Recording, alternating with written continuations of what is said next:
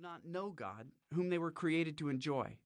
Many believers are thirsty because they do not know how to enjoy God and the life He has given them. Some in the church feel suspicious at best of pleasure. We consider pleasure a synonym for sin. If it feels good, we think it must be the devil's handmaiden. So we set up our lives on duty, responsibility, and obligation, good things all, with little true pleasure to season our days. Over time, these lives that are devoid of holy and good pleasure become extremely thirsty, and we begin gravitating toward a release that is not holy or good or honoring to God, pleasures that war against our souls instead of building us up. On Sunday morning, as we sit in church listening to the pastor, the tyranny of our thirsty souls screams so loudly that we become all but deaf to wisdom, to warnings, even to Scripture about the ways in which we terrorize our souls with polluted pleasures. We may hear testimony after testimony about how our pet escape actually works as a trap, an insidious threshold to addiction, misery, and ruin. But if we're really thirsty, we may not care.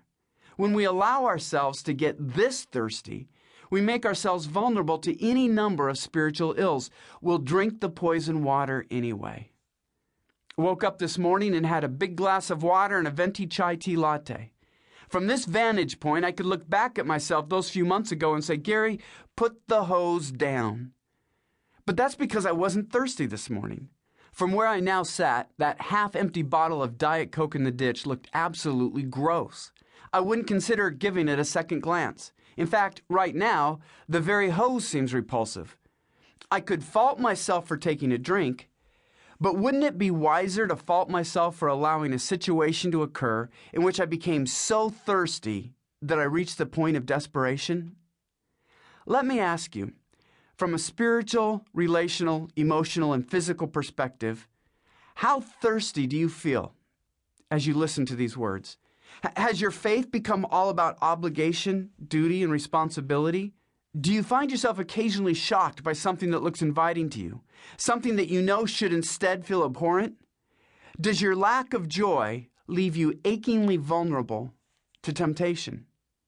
Instead of persistently criticizing yourself for constantly giving in to such temptations, why not take a step back and figure out how to cultivate a life that will free you from the tyranny of your often demanding thirst?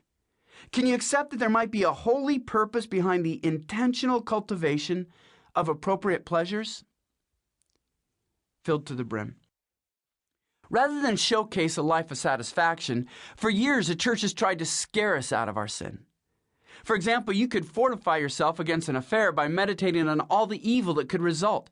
The consequences of bringing home an STD, the shame of getting caught and exposed, perhaps risking your job or at least your reputation, the pain of seeing your spouse's hurt reaction, the horror of watching your kids lose their respect for you, or the threat of a revenge-minded spouse.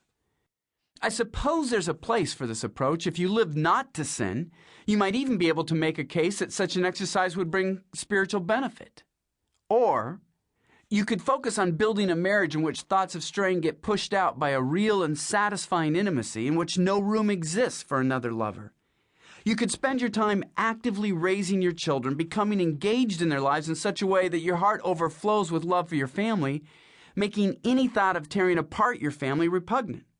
You could faithfully pursue the work to which God has called you so you have neither the time nor the inclination for something as sordid as an affair.